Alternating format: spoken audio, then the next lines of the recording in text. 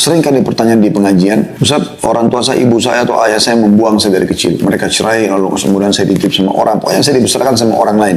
Sekarang tiba-tiba saya sudah sukses, orang tua ini datang, lalu mengaku-ngaku sebagai orang tua. Saya masih jengkel dan segala macam. Apakah saya boleh tidak bakti sama mereka?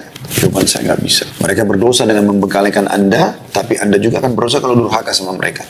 Karena kita sebenarnya bukan sedang interaksi, bukan masalah interaksi dengan individu yang sedang Allah hubungkan variabel hukum dengan mereka seperti orang tua kita misalnya, atau suami, atau anak, atau teman-teman. Bukan itu.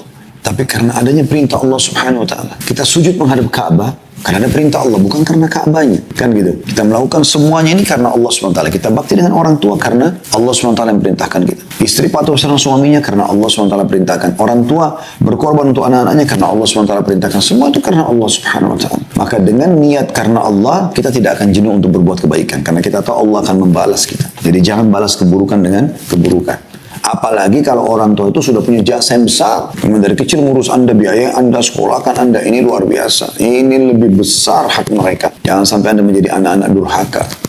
Ya. Saya juga ingin menitikberatkan di sini. Saya tidak sedang bicara tentang keutamaan bakti sama orang tua sekali lagi. Karena itu ada babnya sendiri. Tapi ini poin-poin yang saya rasa kadang-kadang mengkritik kita. Sehingga hanya membuat kita lalai. Ya. Sebagai orang tua, kalau Anda mengikuti acara kita ini, ada orang yang sudah punya anak, misalnya punya anak, maka coba juga didik mereka agar jangan mereka nanti ke depannya jadi durhaka. Sering saya kasih contoh dalam materi-materi masalah pendidikan anak, masalah ini ya.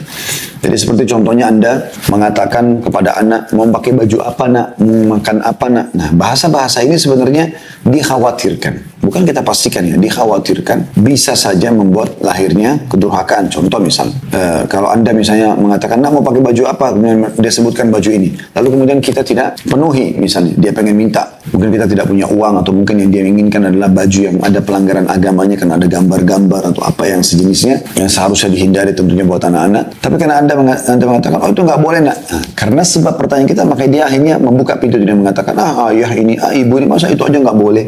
Nah, kata kan dilarang dalam Al-Quran, termasuk dalam bab durhaka kan gitu. Nah demikian juga dengan misalnya seorang ibu mengatakan pada anaknya, nak mau makan apa? Udah nggak usah ditanya, hidangkan, ajarkan kepada mereka kebiasaan untuk patuh.